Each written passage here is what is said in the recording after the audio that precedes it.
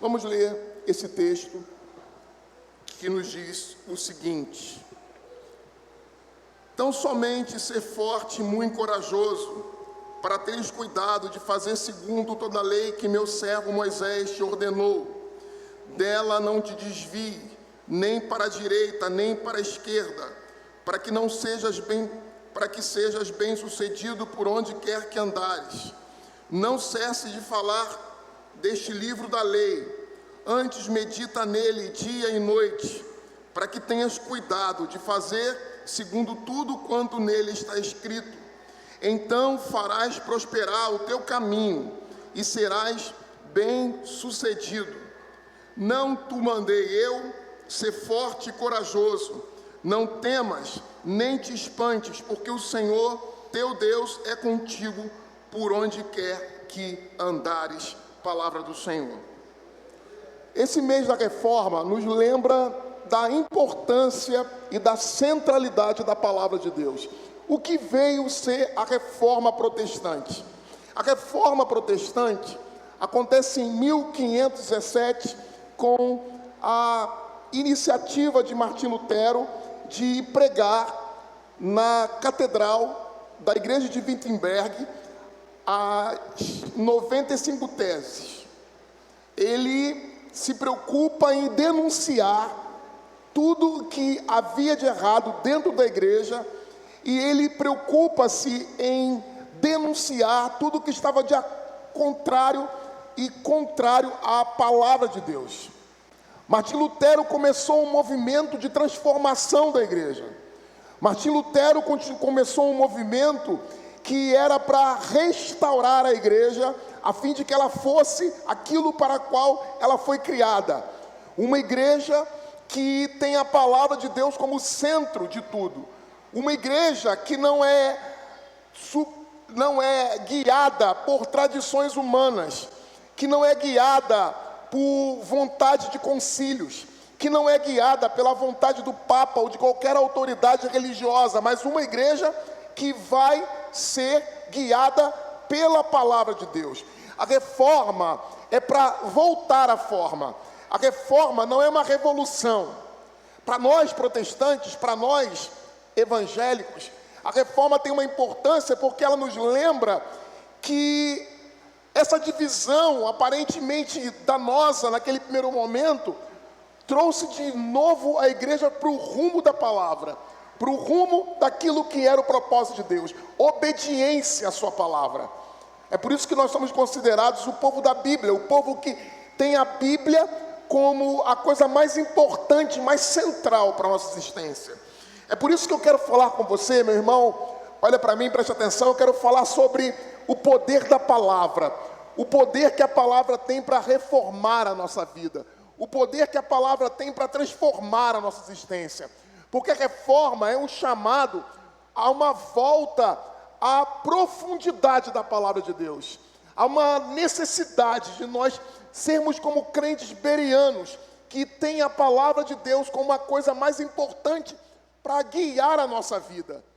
Quando você se prepara em nossa igreja para tornar-se membro, uma das coisas que você vai aprender aqui é que a palavra de Deus é a regra infalível de fé e de prática. A palavra de Deus é a regra infalível de fé e de prática.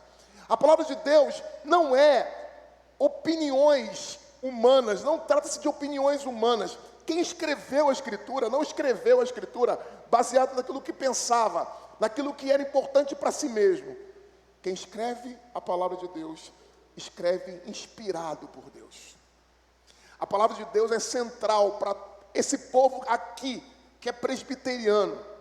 Nós que somos presbiterianos, não apenas nós, não estou dizendo que trata-se apenas de nós, mas nós presbiterianos amamos a palavra de Deus. E isso é fruto da reforma protestante, porque a reforma protestante trouxe de volta a palavra de Deus para a mão do fiel.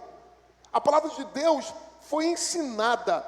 Olha, meu irmão, você talvez não saiba, e eu já vou aprofundar aqui no texto, e você tenha paciência um pouquinho comigo, para eu falar um pouquinho da história da reforma. A palavra de Deus, ela não estava na mão das pessoas, porque as pessoas nem sequer sabiam ler. As pessoas nem sequer sabiam ler. E saiba que a reforma protestante fez com que as pessoas quisessem aprender a ler. E a reforma protestante e o movimento de transformação da sociedade naquele momento produziu pessoas ávidas, desejosas de conhecer e de aprender através da leitura, e de buscar o conhecimento através da leitura. Eles aprenderam que era necessário não ouvir apenas o padre, o bispo, o pastor, as tradições, as superstições, mas que era necessário ouvir a palavra de Deus. E aí então, pensando nesse texto que fala da reforma, ou nesse tema que fala da reforma, eu escolhi esse texto em que Deus vai falar a Josué. E talvez você como eu, assim como eu também já preguei, e tantos pastores, quando leem esse texto, estão preocupados em falar da liderança de Josué, da mão de Deus sobre a vida de Josué, da forma como Deus vai operar através da vida de Josué, da forma como Josué vai tornar-se o sucessor de Moisés e como Deus vai usar a vida de Josué. Isso é uma verdade, porque o texto começa, e nós não lemos todo o texto, mas o capítulo diz: olha, sucedeu que depois da morte de Moisés, servo do Senhor, este falou a Josué, Deus falou a Josué, para que Josué compreendesse que ele seria o sucessor de Moisés. Josué seria o sucessor de Moisés. E nós normalmente ao deitarmos ou a nos deleitarmos desse texto, nos preocupamos em dizer: ó Josué, não tenha medo de nada, porque é isso que a Bíblia diz. Não tenha medo de nada, faça o que Deus mandar você fazer, vá aonde Deus mandar você ir, pisa onde Deus mandar você pisar. Nós nos preocupamos em mostrar claramente que Josué torna-se um homem destemido, torna-se um homem que tem uma liderança poderosa, e alguém que vai substituir Moisés. Eu já contei para vocês que o Pedro chama-se Pedro, mas a minha ideia era que chamasse Moisés, mas a Lili não deixou, falou: Moisés não, Moisés é nome de velho, ela falou para mim, não deixou eu colocar Moisés, não deixou, mas era para ser Moisés, porque dos personagens bíblicos do Antigo Testamento, o que eu mais amo é Moisés, porque eu olho para Moisés e vejo a liderança de Moisés, e como Deus falava com Moisés, e como Deus usou a vida de Moisés, e como Deus fez Moisés ser o instrumento dele para libertar o seu povo. Moisés não era o libertador, mas Moisés foi o instrumento de Deus para libertar o seu povo. Moisés governou durante um grande tempo com uma autoridade inquestionável. E quando questionaram Moisés, ele orou, e os que o questionaram ficaram leprosos por questionarem a Moisés, e entre eles a sua irmã, porque questionou a autoridade de Moisés. E aqui Deus diz a Josué: Josué, você vai substituir Moisés. Eu me tremeria de cima a baixo, substituir Moisés. E o nosso olhar normalmente está no poder que Deus vai dar para Moisés, na forma como Deus vai usar Moisés. E nós pensamos no espetacular que Deus vai fazer através de Moisés. Mas eu quero nessa noite te fazer ver e te fazer enxergar que o poder de Moisés está centrado no fato dele ser fiel à palavra de Deus. Repita comigo: eu preciso ser fiel à palavra de Deus para que eu tenha poder. É exatamente isso que acontece no texto. Deus diz para Josué: Josué, ser forte e muito corajoso, para teres cuidado de fazer segundo toda a lei. Então, o poder de Moisés não trata-se apenas de algo espetacular. Não é. Deus não vai dar a Moisés uma vara, como deu a Moisés. Não vai dar a Josué um cajado, como deu a Moisés, que Moisés tocava e as coisas aconteciam por causa do cajado que Deus já havia dado a Moisés. Deus vai dar a Josué um livro. Deus vai dar a Josué uma palavra. Quando a reforma acontece, Lutero era apenas um monge, era alguém insignificante para ameaçar o poder da igreja, era alguém incapaz de mudar a estrutura de uma igreja que já tinha 1500 anos. Mas a autoridade de Lutero não vinha dele mesmo. A autoridade de Lutero, para detectar os problemas da igreja e para trazer mudança à vida da igreja, o poder dele veio da palavra que ele traduziu para o alemão, para a língua dos simples, porque a palavra de Deus estava no latim, e somente quem sabia o latim é que tinha acesso à palavra de Deus. O que Deus está dizendo para Josué e dizendo para nós hoje, a partir do momento em que nós novamente nos voltamos para a reforma protestante e celebramos essa reforma, que a reforma da nossa vida, que a mudança e o poder para mudar a nossa vida vem da palavra de Deus. Veja o texto, é o que o Senhor diz a Josué: ser forte e corajoso, para teres cuidado de fazer tudo o que a lei, que o meu servo Moisés te ordenou, a lei de Deus. Você tem uma lei, Josué, obedeça essa lei, porque esta lei representa a minha vontade. A lei de Deus é a vontade expressa dele, é aquilo que ele quer que nós façamos.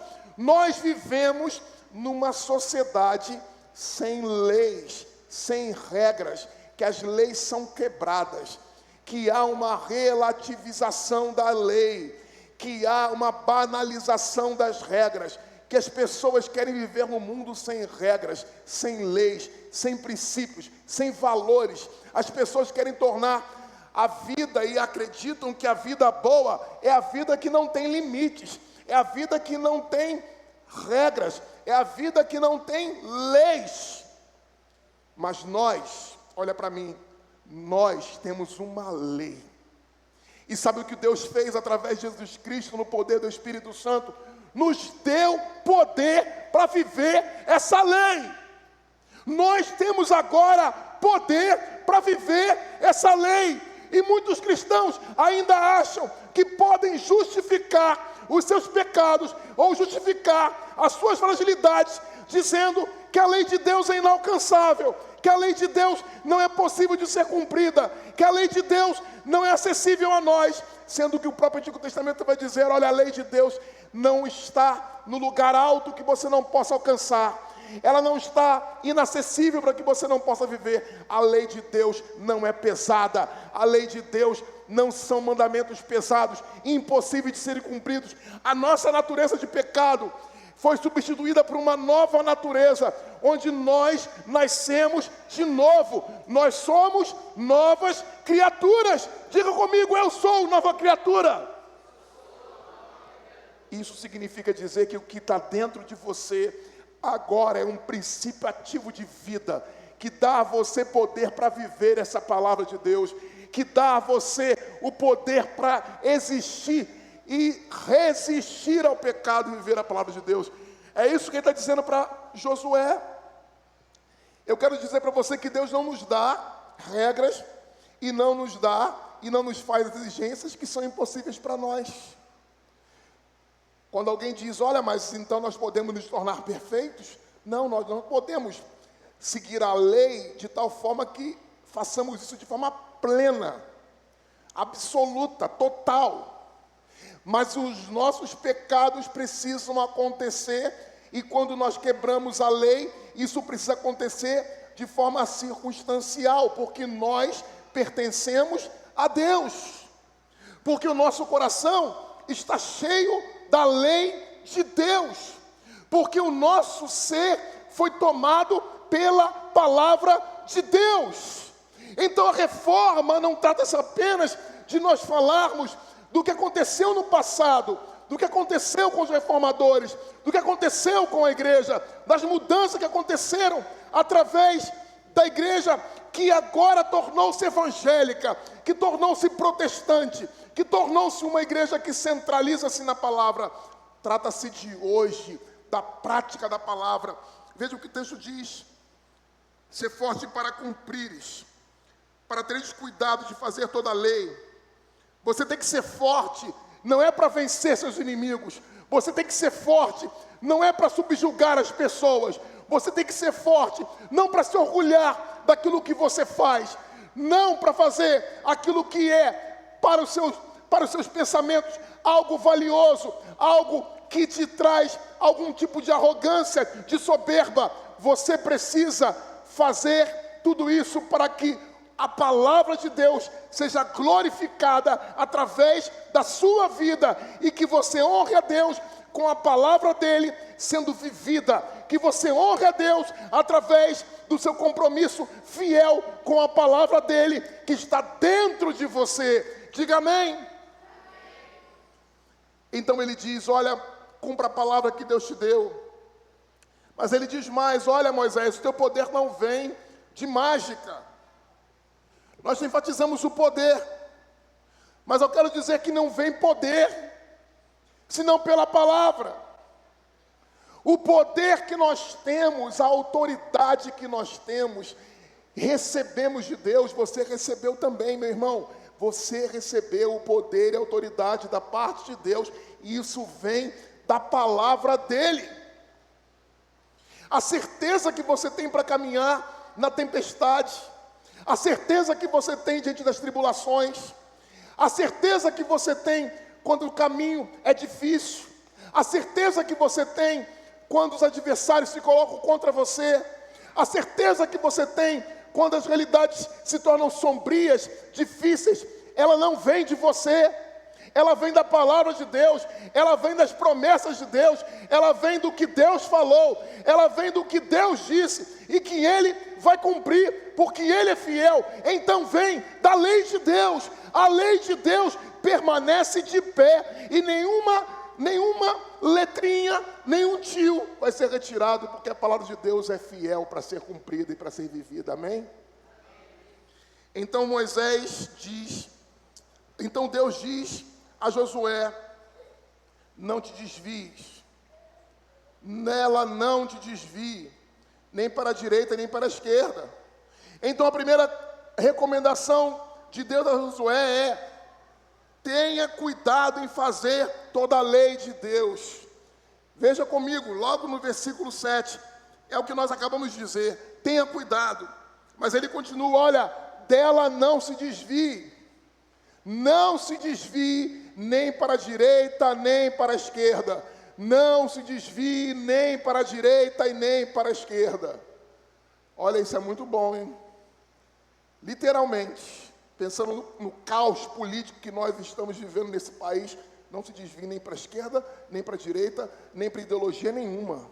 Não confie no político de estimação, não confie no poder da ciência, não confie no poder do dinheiro, não confie no poder do seu braço, não confie no poder que você tem, não faça aquilo que você deseja apenas confiando na sua presunção de sabedoria, não confie no que você acredita ser a verdade, porque o nosso coração é enganoso. Não faça aquilo que você acha que é bom, que é prazeroso, que traz felicidade. Não, faça aquilo que a palavra de Deus diz. A palavra de Deus diz: não se desvie dela, nem para a direita, nem para a esquerda. A ideia é dizer o seguinte: siga firme, obedecendo à vontade de Deus. Você sabe qual é a vontade de Deus, você conhece a vontade de Deus, você sabe qual é o desejo de Deus. Não se faça de desentendido, não se faça de bobo, não se faça de quem não compreendeu.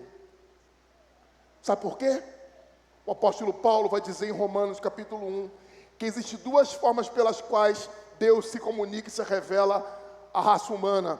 Ele se revela pela criação.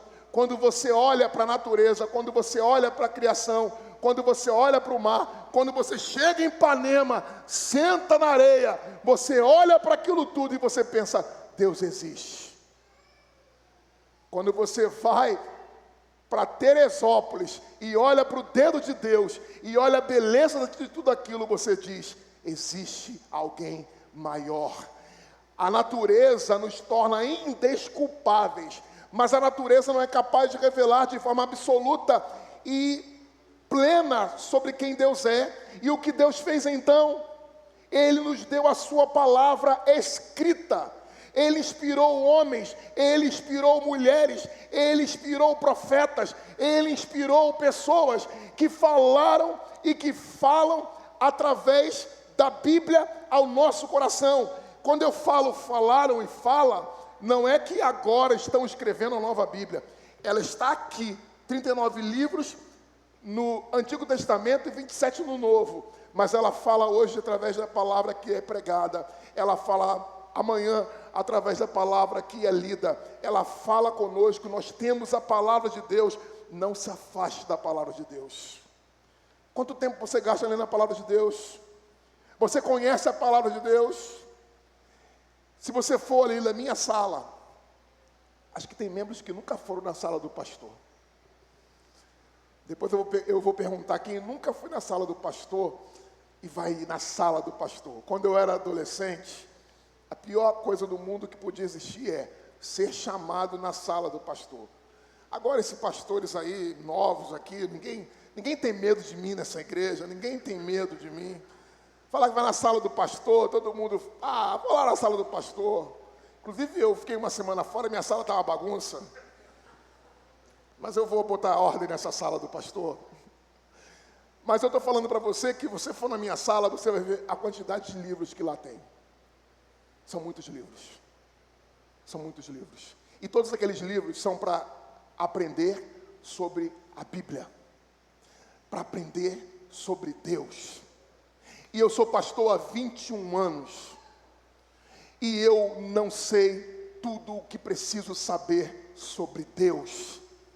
Eu comecei no primeiro domingo a estudar aqui com vocês sobre o livro de Romanos. Era para nós estudarmos 7 versículos, nós apenas conseguimos falar sobre um versículo. E eu já preguei sobre Romanos durante 11 meses em 2017, 2018, se não me engano. Mas eu não conheço sobre Deus o suficiente ainda.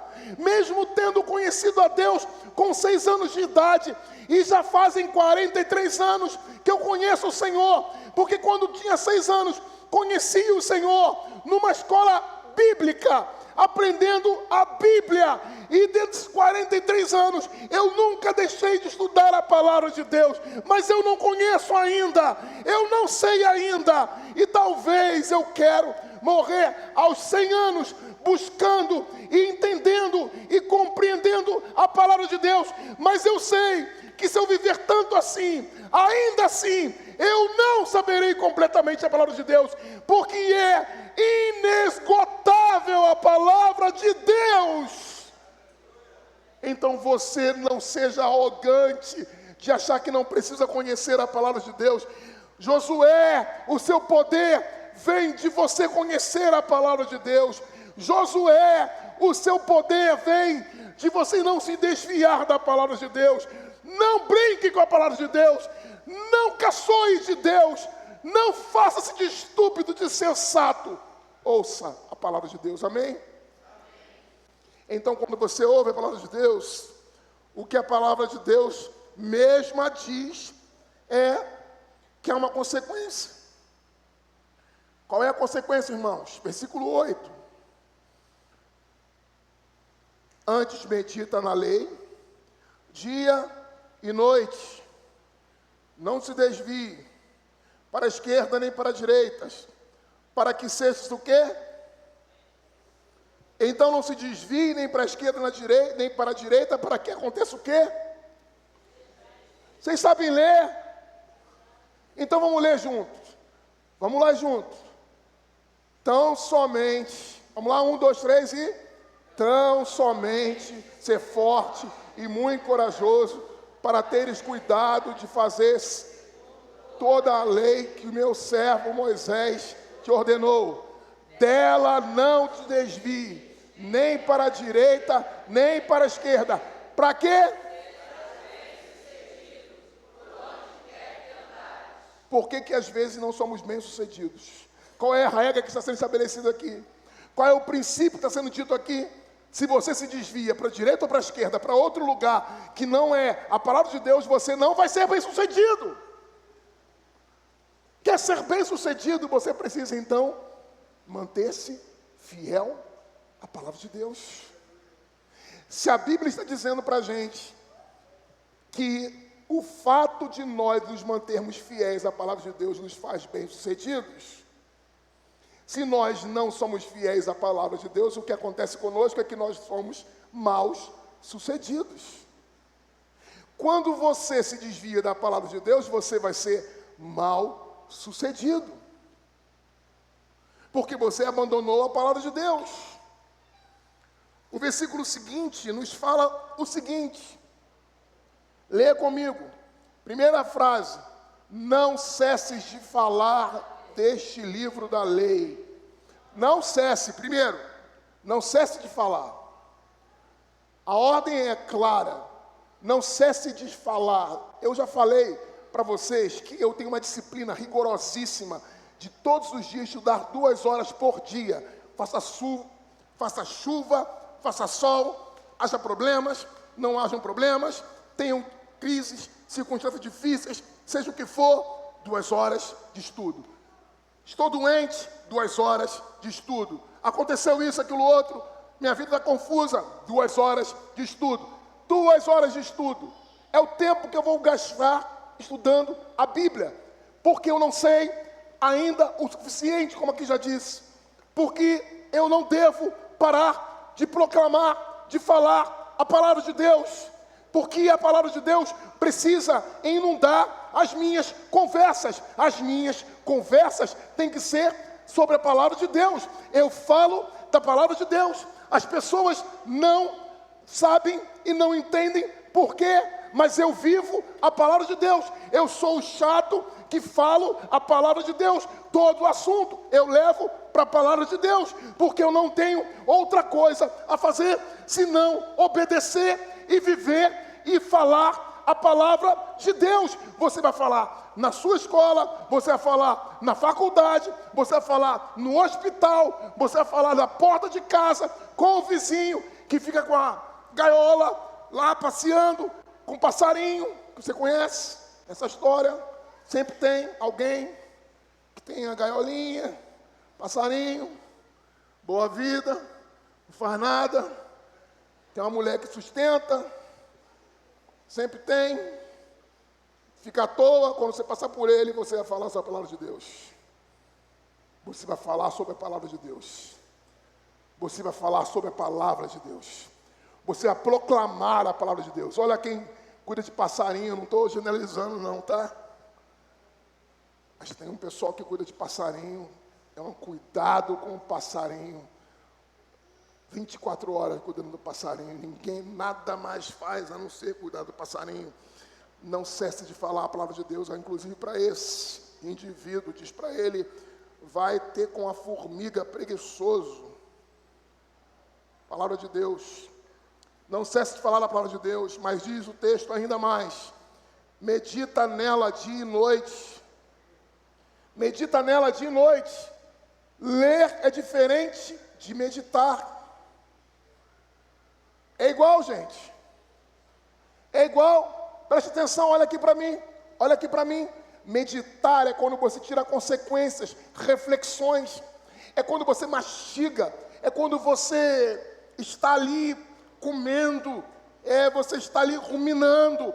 Você está ali se dedicando, relendo. Você está ali se dedicando, se entregando. Meditação é para experimentar consequências.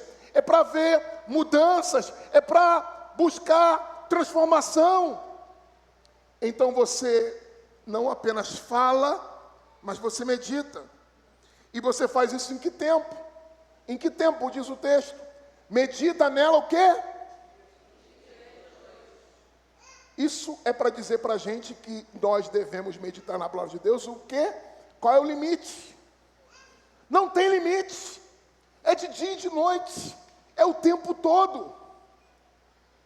O meu seminário, boa parte dele, foi feito no trem, no ônibus, no 2688, no 688, no 687, passa todas as favelas da Automóvel Clube, ali começando na Pavuna até lá no Meia. Eu ia lendo os livros que tinha que ler, eu ia lendo a Bíblia naquele ônibus o tempo inteiro, chegava mais cedo no seminário, lia mais um pouco, depois voltava. A minha sequência de leituras é assim: em todo lugar que eu estou com um livro. E esse livro é para falar e para entender a Bíblia. Se eu vou no banheiro, eu levo um livro. Se eu vou na rua e pego o Uber, eu levo um livro, porque eu vou sentado e vou lendo um livro. Se eu vou no cinema, às vezes eu levo um livro, porque se tiver que esperar, eu vou esperar lendo. Se eu vou a uma festa, às vezes, eu levo um livro, porque se a conversa estiver chata, eu abro o livro e vou ler o livro. Aonde eu estiver, eu quero aprender de Deus. Eu quero meditar, e isso nós podemos criar nossas estratégias para lermos a Bíblia. Por que você não lê a Bíblia, mas você fica no celular o dia todo? Até o celular pode ser usado para você ler a Bíblia. O celular não é o seu inimigo. Você é seu inimigo quando você não sabe administrar a sua vida. Usa o celular para ler a Bíblia. O meu celular tem uma Bíblia que tem concordância, que tem as palavras em grego, em hebraico, que tem uma harmonia dos textos do Novo Testamento, e é um aplicativo que não me custa absolutamente nada. Está lá, eu uso, e está no celular. No meu celular eu tenho livros para aprender sobre a Bíblia. Até o celular pode ser usado para que você aprenda sobre a Bíblia. Quando eu tenho dúvida sobre a Bíblia, alguma dúvida que eu não tenho tempo de consultar os livros, eu vou lá no IA e eu pergunto e aprendo sobre a Bíblia com o celular. Então não há motivos para nós rejeitarmos as possibilidades que nós temos de ler a Bíblia. Então, para que tenhas cuidado de fazer tudo que está nela, que está escrito. E aí o texto repete novamente a consequência. Então, leia comigo, então farás prosperar o teu caminho e serás bem-sucedido. Quem é bem-sucedido é quem lê a palavra. O livro de Provérbios diz que quem lê a palavra é bem-sucedido, é mais sábio do que qualquer outra pessoa. Nós, quando lemos a palavra de Deus, somos abençoados. Nós recebemos a bênção de Deus porque lemos a palavra do Senhor. Então Josué, no último versículo, é intimado a não ter medo de nada. A palavra de Deus diz: não te mandei eu ser forte e corajoso. Não temas, nem te espantes, porque o Senhor é teu Deus. Porque o Senhor, teu Deus, é contigo, por onde quer que andares. O Senhor, o teu Deus, é contigo por onde quer que andares. Amém? Palavra de Deus no nosso coração faz com que nós vivamos assim. Então, meu irmão, tenha cuidado em fazer tudo o que está na palavra de Deus, o que o texto diz. Primeira coisa que ele diz: tenha cuidado em fazer tudo o que a palavra de Deus diz. Versículo 7. Mas ele diz: olha, não te desvie, não te desvie. Está desviando? Não te desvie. Você olha para o lugar certo. Não desvie o olhar. Nem para a direita, nem para a esquerda. Não desvie o seu foco. Não saia do seu propósito. Mantenha-se firme. Aí você vai ser bem sucedido. Não cesse de ler, de buscar, de meditar na palavra de Deus. Quando? Todo o tempo, de dia e de noite. O tempo que você tiver, na hora que você tiver, com quem você estiver, da forma que você estiver. Não tem desculpa. Para de procrastinar. Para de botar para depois, para depois, para depois. Ano que vem eu vou ler a Bíblia toda. Meu irmão, começa hoje. Ano que vem? Por que ano que vem? Que dia é hoje? Hoje é dia 19. De quê? O ano acabou? Você está vivo? Então começa a ler a Bíblia, começa a mudar de vida hoje. Não deixa para o ano que vem. Que ano que vem? Você sabe o ano que vem? Se você vai ter o ano que vem, quem tem o ano que vem na mão? Quem tem garantia de alguma coisa? Só tem agora, só tem hoje, a gente só tem a confiança em Deus e de que Ele vai nos sustentar, porque Ele é um Deus fiel. Eu termino mais uma vez enfatizando: não tenha medo de nada, não te espantes com nada, enfrenta o que tiver que enfrentar, você vai conseguir vencer, não por causa da sua força, mas por causa da palavra de Deus que está no seu coração. Se a palavra de Deus está no seu coração, então você vai lidar com as questões mais complexas, você vai lidar com as difíceis decisões, você vai enfrentar os dilemas mais difíceis e mais complexos da sua vida, porque a palavra de Deus está em você. Amém?